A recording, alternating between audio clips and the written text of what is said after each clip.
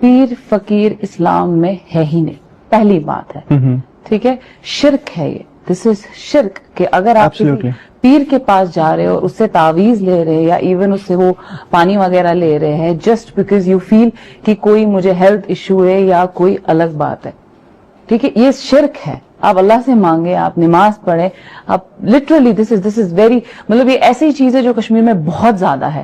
آپ جا کے زیارتوں پہ دیکھیں، آپ ہر جگہ دیکھیں وہ داغے باندھ رہے ہیں، وہ مطلب ایسے ہاتھ اٹھا رہے ہیں. آئی مین دس از جسٹ رانگ.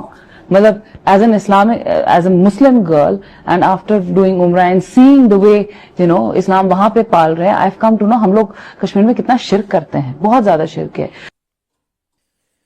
کچھ دن پہلے یا کچھ دنوں سے آپ نے سوشل میڈیا پہ دیکھا ہی ہوگا کہ ایک لڑکی، ایک ہماری بہن جو کہ انٹرویو دے رہی تھی، اور انٹرویو کے دوران انہوں نے یہ تک کہہ دیا کہ کسی پیر صاحب کے پاس جانا شرک ہے، کسی ولی اللہ کے پاس جانا شرک ہے.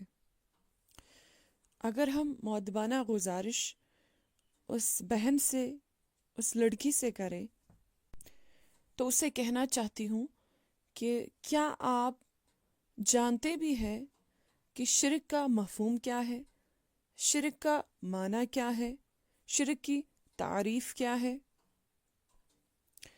اگر آپ ابھی شرک کے مفہوم اور معنی سے ناواقف ہے تو میری پیاری بہن، آپ کو چاہے کہ آپ اتنی ہی بات کریں جس بات کا آپ کو علم ہو، اور جو آپ بغیر علم بات کرو گے یا بغیر علم کوئی کلام کرو گے تو وہ آپ کے لیے وبال ایمان بن سکتا ہے. میں معذرت کے ساتھ کہتی ہوں، جو انسان جس شعبہ کے ساتھ ہو، جس کام کے ساتھ ہو یا جس کام میں اسے مہارت ہو، وہ اسی کے اندر ہی رہ کر اپنا کام کرے. تو کسی بھی شعبے سے نکل کر دین کا ٹھیکیدار نہ بننے کی کوشش کرے. کم سے کم یہ تو سوچنا چاہیے تھا کہ میرے پاس تو عالمانہ کوئی صلاحیت نہیں ہے، یا میں نے افتاء نہیں کیا ہے، تو میں بغیر افتاء کرے کیسے کسی چیز پر یا کیسے کسی مسئلے پر فتویٰ دے سکتی ہوں؟ پہلے تو میری یہ ریکویسٹ ہے کہ جو جس ڈپارٹمنٹ کے ساتھ وابستہ ہے، جو جس شعبے کے ساتھ وابستہ ہے، تو اس کو اسی چیز میں ہی بات کرنی چاہیے، کیونکہ اس کے پاس اسی چیز کی نالج ہوتی ہے. برائے مہربانی سوشل میڈیا کو ان چیزوں کے لیے استعمال نہ کریں، کیونکہ اس چیز سے بہت سارے لوگوں کے دل مجروح ہو جاتے ہیں. کسی دانا نے کیا خوب کہا ہے کہ نیم حکیم خطرہ جاں اور میم ملا خطرہ ایمان. بس میری اب اس بہن سے یہی گزارش رہے گی کہ وہ اپنے ان الفاظ کو واپس لے لے، اور جس طریقے سے سوشل میڈیا پہ انہوں نے بہت سارے لوگوں کے دل مجروح کیے، اسی طریقے سے وہ سوشل میڈیا پہ آ کر یہ الفاظ وہ واپس لے کر عوام سے معافی مانگے اور اللہ سے معافی مانگے، کیونکہ یہ کوئی چھوٹی بات انہوں نے نہیں کی ہے، یہ ایک بہت بڑی بات انہوں نے کی ہے.